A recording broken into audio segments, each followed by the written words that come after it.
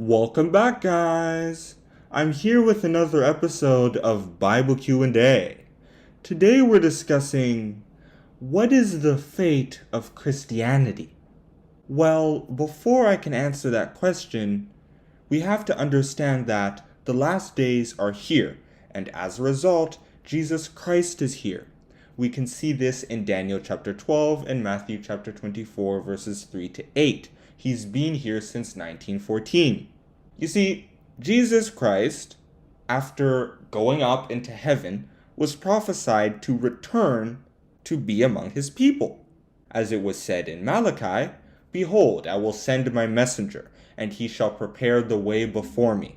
And the Lord, whom ye seek, shall suddenly come to his temple, even the messenger of the covenant, whom ye delight in.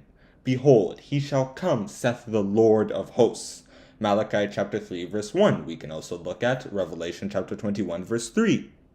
The world he would come to, however, wouldn't be very spiritual. That's why he said he would come as a thief in the night. As it was said in Revelation chapter 16 verse 15, "Behold, I come as a thief.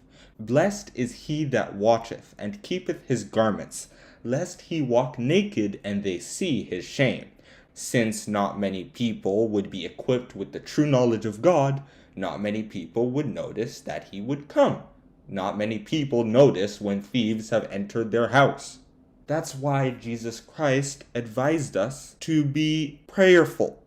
As it was said in Luke chapter 21 verse 34, "And take heed to yourselves, lest at any time your hearts be overcharged with surfeiting and drunkenness and cares of this life, and so that day come upon you unawares."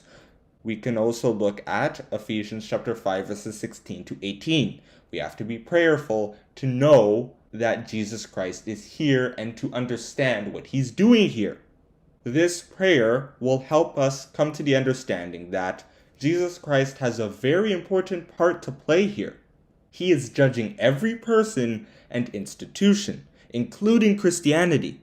The judgment of Christianity specifically was talked about in 1 Peter chapter 4 verse 17. The bad apples have to be taken out so the orchard can be completely pure. How is that happening? The kind of respect that Christianity used to enjoy in the past is no longer so. Sometimes the faith is ridiculed, sometimes it's criticized. Secularity is triumphing over spirituality. We can see this in Matthew chapter 24 verses 15 to 16 and Revelation chapter 11 verses 2 to 10. This whole thing won't stop until all this sin stuff is gone, according to Revelation chapter 13 verses 8 to 10. God doesn't want this to happen, obviously. He doesn't want his religion to be considered crap, but that's the only way for the bad apples to be removed. Plus, this loss of respect helps God find out who true Christians are. They're the people who will stick with the religion because they don't identify with all the bad stuff that's happening in it. They just want God and his message.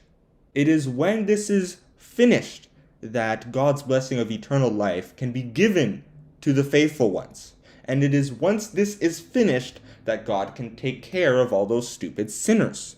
They are going to be destroyed, according to Matthew chapter 13 verses 24 to 30 and Matthew chapter 13 verses 36 to 43. That's the parable of the tares.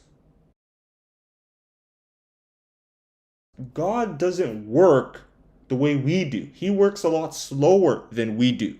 As it was said by Peter, "But beloved, be not ignorant of this one thing, that one day is with the Lord as 1,000 years, and 1,000 years as one day." 2 Peter chapter 3 verse 8. We can also look at Psalms chapter 90 verses 1 to 4. Once God has purified his house, mankind will enter eternal life. As it was said by Isaiah, "But Israel shall be saved by the Lord, with an everlasting salvation. You shall not be ashamed or disgraced, forever and ever." Isaiah chapter 45 verse 17, according to the New King James Version.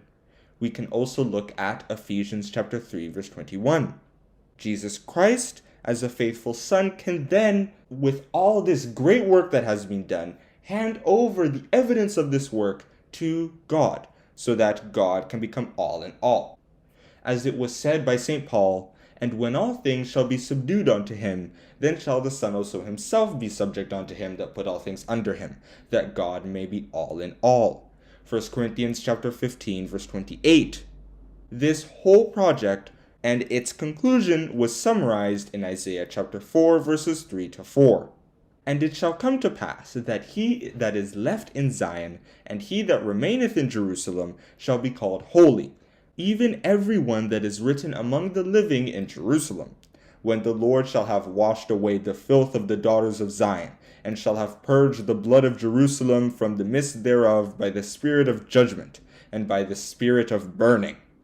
I believe that is where I can stop with this subject.